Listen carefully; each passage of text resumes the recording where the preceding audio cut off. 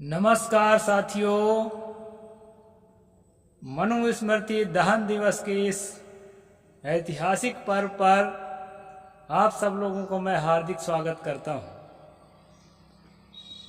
दोस्तों, अधिक से अधिक लोगों तक वीडियो को पहुंचाएं और जो सब्सक्राइब ना किए हों सब्सक्राइब जरूर करें, क्योंकि आज का वीडियो बहुत ही महत्वपूर्ण होने वाला है। वैसे मेरे चैनल को हरदम देखने वाले जो मित्र हैं, जो भाई बहन हैं, वो इस बात से अपरिचित नहीं होंगे कि मनुस्मृति को बाबा साहेब ने क्यों जलाया। क्योंकि मनुस्मृति पर अभी तक मैं 9 अध्याय तक का जो है क्रमवार वीडियो बना चुका हूँ और बहुत सारे वीडियो बन चुके हैं और पूरा 12 अध्याय तक बनाना भी है। थोड़ा विलंब करके बनाता हूँ समय के अभाव हो जाने से। साथियों, आप सबको मैं बताना चाहता हूँ, सबको मालूम है, जिनको नहीं मालूम है उन्हें बताना ही पड़ेगा कि मनुस्मृति जो है सार्वजनिक रूप से दहन किया गया था 25 दिसंबर 1927 को, 1927 ईस्वी सन। और ये जो है महाराष्ट्र के कोलाबा जिला, जिसे अब रायगढ़ जिला भी कहते हैं, उसके महाड़ गांव नाम की जगह में ये आंदोलन किया गया था, जिसको महाड़ सत्याग्रह के नाम से भी जाना जाता है। साथियों, मनुस्मृति को ही क्यों जलाया गया? विषमता की बात, प्रताड़ना की बात, शोषण की बात तो हिंदू धर्म के लगभग सभी किताबों में लिखी भरी धरी पड़ी है, लेकिन बाबा साहेब ने मनुस्मृति को ही दहन करने के चुनाव क्यों किया? दोस्तों, बाकी जो किताबें हैं वो धार्मिक उपदेश के लिए बनाए हैं, हालांकि उसमें राजनीतिक उपदेश बहुत सारे हैं, लेकिन जो मनुस्मृति है इसको धर्मशास्त्र के साथ साथ मुख्यतया कानून की किताब या हिंदू राष्ट्र का संविधान के रूप में जो है इसकी प्रतिष्ठा थी, खासकर हिंदू राजाओं के यहाँ, और लोगों के दिलो दिमाग में तो आज भी है। मैं कई वीडियो में आपको बता चुका हूँ कि कई रूढ़ियाँ जो है पढ़ते पढ़ते मुझे मिलती हैं, तो आपको दिखाता हूँ कि ये रूढ़ी यहाँ से पैदा हुई, ये रूढ़ी यहाँ से पैदा हुई।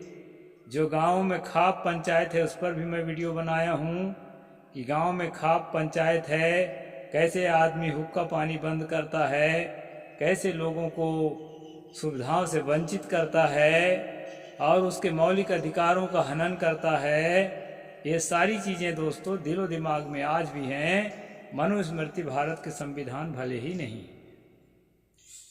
अभी आपने देखा संविधान विरोधियों को जो संसद में अमित शाह ने बाबा साहेब का अपमान किया, उस पर मैं तत्काल रिएक्शन तो नहीं दिया था, लेकिन कल मैंने उस पर भी वीडियो बनाया है। दोस्तों, संविधान विरोधी, मानवता विरोधी, समता विरोधी, बंधुत्व विरोधी और न्याय विरोधी ऐसे लोगों को आप वोट दे दे करके संसद में भेजते हैं तो उसका परिणाम यही आएगा। और बहुत ज़्यादा बढ़ावा देंगे तो जिस मनुस्मृति को बाबा साहेब ने 25 दिसंबर 1927 में जलाया था कि आज के बाद इसका कानून देश में नहीं चलेगा, नहीं चलेगा, नहीं चलेगा, ये घोषणा कर दी गई थी, वह मनुस्मृति आपके दिलो दिमाग में तो है ही, देश के संविधान में भी आ जाए तो असंभव नहीं है। सेंगोल लगा चुके हैं। सावरकर जो संविधान का विरोध करता था, तिरंगे का विरोध करता था, उसका तस्वीर लगा चुके हैं। और जो है राजस्थान हाई कोर्ट में जो है मनु की प्रतिमा भी लगा चुके हैं। और आप क्या कर पाए हैं अभी तक, इसको मुझे बताइए। विरोधी पक्ष तो इतना कर दिखाया। तो साथियों, मैं आज इस मनुस्मृति दहन दिवस के अवसर पर आपको 2-3 बिंदुओं पर नज़र डालने के लिए प्रेरित कर रहा हूं। हालांकि इस पर मैं बहुत सारे वीडियो बना चुका हूं, फिर भी संक्षेप में, क्योंकि आज का पर्व ही इसके संबंध में है, तो संक्षिप्त में चर्चा करता हूं। दोस्तों, सबसे पहली बात तो ये है कि जन्मजात मनुष्यों को ये बताया गया कि मनुष्य जो है दुनिया में आए कैसे। इसमें बताया है दोस्तों पहला अध्याय में, वैसे वेदों में भी बताया है, ऋग्वेद के पुरुष सूक्त में, कि ब्राह्मण जाति के लोग परमात्मा के मुख से पैदा हुए और क्षत्रिय जाति के लोग उसके ये भुजाओं से पैदा हुए। वैश्य और बनिया जाति के लोग जो हैं जंघा से पैदा हुए, और बाकी शेष जो ओबीसी जाति के लोग हैं और एससी जाति के लोग हैं वो सब पैर के तलवा से, अंगुलियों वगैरह से निकल के प्रकट हो गए। इसलिए उसको पैरों के तले रौंदना जो है कोई बुरी बात नहीं है। सबको ड्यूटी बता दिया गया दोस्तों, किसको टट्टी फेंकना है, टट्टी का तसला उठाना है, किसको मरे पशु का चाम छीलना है, और पीढ़ी दर पीढ़ी वही काम करना है, उस काम से हटना नहीं है। इसलिए सावरकर कहते थे कि ये संविधान का क्या जरूरत है, मनुस्मृति को तो सब जानते ही हैं कि इसको क्या करना है, अपना अपना काम सबको मालूम है, कर ही रहे हैं और करते ही रहेंगे, बना बनाया संविधान है। दोस्तों, इस तरह काम बता दिया गया, किसको हल चलाना है। तिलक बोलते थे कि ये कुर्मी लोग, ये लोधी लोग अगर संसद की ओर चले जाएंगे तो हमारे खेत में हल कौन जोतेगा, नांगर कौन जोतेगा। उस समय ट्रैक्टर आ तो गया था लेकिन कम था दोस्तों, हल से ही खेती होती थी। तो इस प्रकार से जो है मानसिकता वाले लोग मनुस्मृति को आज भी छाती गले लगाए हुए हैं। साथियों, जिस प्रकार उत्पत्ति की बात कही गई है, इसके बाद जो है उनको उसी हिसाब से काम भी सौंपा गया है, किसको लोहा कूटना है, किसको लकड़ी छीलना है, पीढ़ी दर पीढ़ी उसी में बंधे रहें, उससे बाहर ना निकले, कुमक मेढक बन जाएं। इस प्रकार मनुस्मृति की चले तो भारत फिर से गुलाम हो जाएगा। दोस्तों, इसमें मैं आपको बताऊंगा शूद्रों को ड्यूटी क्या दिया गया है। ब्राह्मण को भी ड्यूटी दिया है, अध्ययन अध्यापनम यजनम याजनम दानम प्रतिग्रहम च ब्राह्मण कल्पयत। ब्राह्मण को ड्यूटी दिया है कि वो पढ़ाने का काम कराए, पढ़ने का काम करे, यज्ञ कराए और दान ले दान दे, ये 6 प्रकार के काम करे। क्षत्रियों को काम दिया है कि वो रक्षा, दान, यज्ञ करना, पढ़ना, गीत नृत्य आदि में आसक्त ना होना। यहाँ गीत नृत्य का बहुत ज़्यादा खंडन है और कई अध्याय में कई बार रिपीट हुआ है दोस्तों।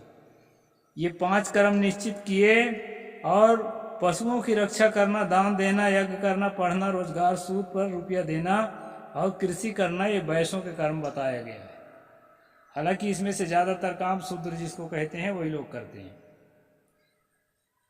और शूद्रों के लिए क्या बताया है दोस्तों, हमारे ओबीसियों के लिए ब्रह्मा ने उपर्युक्त तीनों वर्णों का गुणानुवाद करते हुए सेवा करना, यह एक ही कर्म शूद्रों के लिए निश्चित किया है।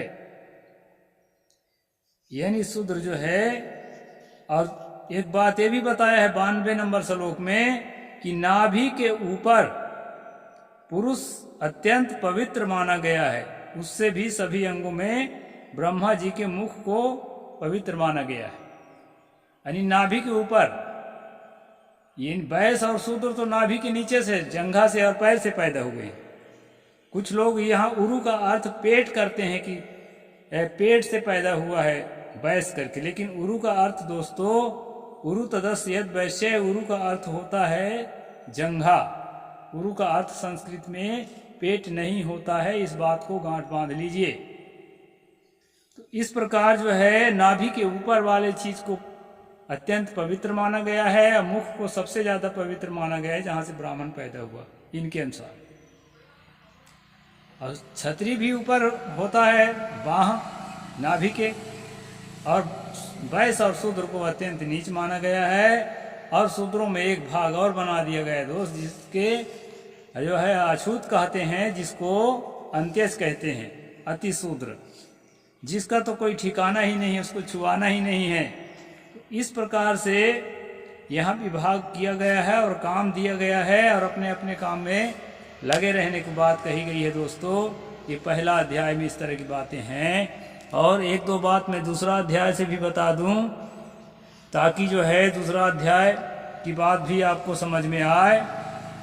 ब्राह्मणम 10 वर्षम तु सद्वर्षम तु भूमिपम पिता पुत्र बीजानीयात ब्राह्मणस्तु तयो पिता। यदि 10 वर्ष का ब्राह्मण बच्चा,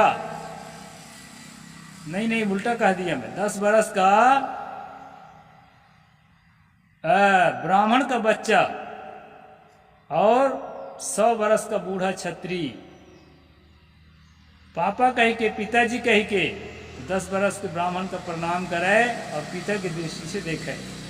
पूरे जीवन भर के अनुभव बेकार है। जन्म लेके 10 वर्ष होते ही ब्राह्मण का बच्चा इतना महान हो गया कि छत्री जो है उसको पिता के समान देखकर प्रणाम करे। तो यहाँ जो है दोस्तों नाभि के ऊपर वाले एक जाति को बचाया गया था, उसके भी मिट्टी पलीद यहाँ कर दिया गया। इस प्रकार ब्राह्मण के अलावा किसी भी जाति को सही से यानी सुविधाओं में सम्मान में जीने का हक मनुस्मृति नहीं देता। और दोस्तों यहाँ धर्म को भी महत्व नहीं दिया गया है। धर्म कहते हैं संयम को, सदाचार को, शाकाहार को, पवित्रता को। तो यहाँ पर धर्म को भी महत्व नहीं दिया गया है। जब ये कह दिया गया है ना मांस भक्षणे दोषो न मद्दे न च मैथुने, यानी मांस भक्षण करने का कोई दोष नहीं है, और हिंसा जो है अहिंसा है, लेकिन देवी देवता में थोड़ा चढ़ा लो, इसके बाद मांस खाना कोई बुरा नहीं है। इस प्रकार दोस्तों यहाँ मांस ये बताया है, वैदिक हिंसा नहीं है, पुण्यमय है। ईश्वर्थेषु पशून हिंस तम वेद तत्वार्थ विद द्विजः आत्मना च पशुम चैव गमयत तुमाव गतिम। ये 42 नंबर 5वां अध्याय में है दोस्तों। पूर्वोक्त कर्मों में पशु की हिंसा करने वाला वेदज्ञ ब्राह्मण अपने को और उस पशु को उत्तम गति प्राप्त कराता है, यानी उसको स्वर्ग मिलता है। इसलिए पशु मारना खाना भी अच्छी बात बताया गया है मनुस्मृति के हिसाब से। इसमें ब्राह्मण हो चाहे कोई जाति को हो, सबको मांस खाना जरूरी बताया गया है। इसमें केवल ब्राह्मणे को बताया है, लेकिन दूसरे श्लोकों में दूसरे जातियों को भी मांस खाना जरूरी बताया है दोस्तों। इस प्रकार न मांस भक्षण दोषो न मद्य, मदिरा पीने में भी कोई दोष नहीं है। और 9वां अध्याय में तो आप देखे हैं मदिरा पीने वालों को सजा की बात भी कही है। दोनों तरह बातें हैं इसमें। और जो है व्यभिचार करने में भी कोई दोष नहीं है। इसलिए कई बाबा और कई पंडित पुरोहित व्यभिचार कर करके आज जेल में बंद है, ऐसी किताबों को पढ़ के। तो इस प्रकार दोस्तों मैंने आपको बताया कि धर्म के हिसाब से भी यह किताब जो है बहुत ज़्यादा आपके लिए फायदेमंद है, ऐसा मैं नहीं मानता।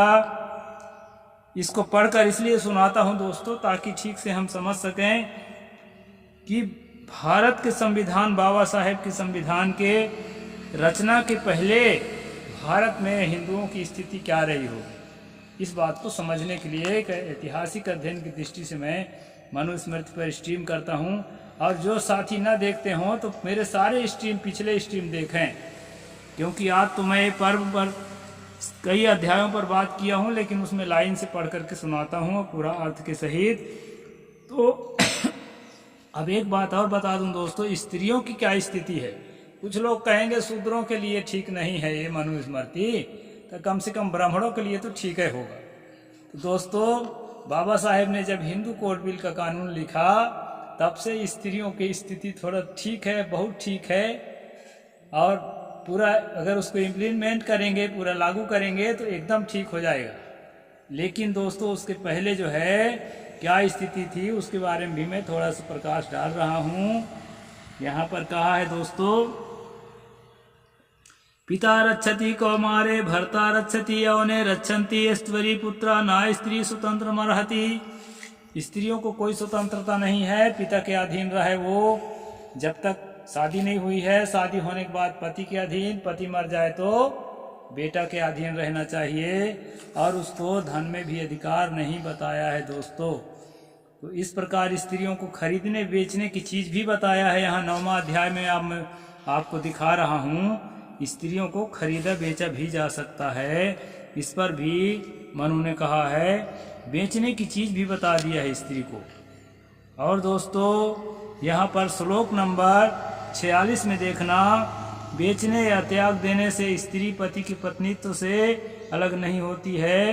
यानी बेचने खरीदने को भी जस्टिफाई यहाँ पर किया है। और साथियों उनको न माई के पक्ष में अधिकार, न ससुराल पक्ष में अधिकार, न राजनीतिक अधिकार, न शिक्षा के अधिकार। मैं कई बार बता चुका हूँ कि राम कथा जब आप पढ़ते हैं तो राम आदि चारों भाइयों को वशिष्ठ के पास पढ़ने के जाते हुए देखेंगे, फिर विश्वामित्र के पास शस्त्र विद्या सीखते हुए देखेंगे, लेकिन कहीं भी नहीं पाएंगे कि सीता किस स्कूल में, किस विद्यालय में, किस गुरुकुल में कक्षा 1 या नर्सरी क्लासेस पढ़ती थी। यानी स्त्रियों को अनपढ़ रखने के लिए जो है इसमें पूरा सामग्री है। और जो है उसको ये बता दिया गया है कि पति की सेवा ही गुरुकुल का वास है। और जो है ये तो उपनिषदों में भी आया है कि दुहतु पांडित्यम ग्रह तंत्र में वेदे नाधिकारात। यानी बेटियों की जो पांडित्य है, उनकी जो विद्वता है वो ग्रह तंत्र है। घर का झाड़ू पोछा लगाना, भोजन बनाना, पानी भरना इत्यादि में, उसी में पांडित्य है। उसको पढ़ने लिखने की जरूरत नहीं है। और जो है वेद में उसको कोई अधिकार नहीं है। इस प्रकार से दोस्तों ये बातें अन्य ग्रंथों में भी बताई गई है। ये सारी चीज़ें जो है आपके मनुस्मृति में सुरक्षित थी और इतना ही तक सीमित नहीं है दोस्तों। और आगे बढ़ेंगे तो 11वें अध्याय में आप देखेंगे इतना भयंकर जो है और सजा इतना भयंकर है कि जाति के हिसाब से सजा है। उसी अपराध में ब्राह्मण को राहत दी गई है और उसी अपराध में शूद्र को कठोर से कठोर दंड दिया गया है। आप पूरा मेरा स्ट्रीम देखिए, मैंने सारे स्ट्रीम किया है, तब पूरा समझ में आएगा दोस्तों। मैं ये छोटे से वीडियो में बहुत बातें नहीं बता सकता, लेकिन इतना तो जरूर है कि ब्राह्मण की सेवा करते हुए यदि शूद्र जीवन निर्वाह ना हो तो क्षत्रिय की सेवा करे, यदि उससे भी पेट न भरे तो धनिक वैश्य की सेवा करके जीवन निर्वाह करे। शूद्र के लिए स्वर्ग और स्वार्थ दोनों इसमें कहा है। स्वर्गार्थम व लघुआर्थम व विप्र न आराध्य सह जात ब्राह्मण शब्द सहस्कृत्यता।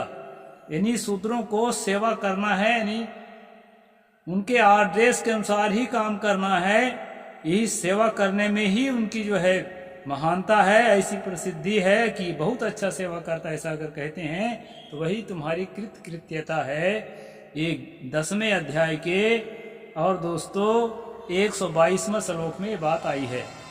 मैं किताब खोलकर बैठा हूँ, मैं ऐसा इधर उधर की बात आपको नहीं बता रहा हूँ। और दोस्तों खाने के लिए और सेवा करना, चलो कोई बात नहीं, हम सेवा कर लेंगे, लेकिन बनी में मजदूरी में क्या दिया जा रहा है वो बता देता हूँ।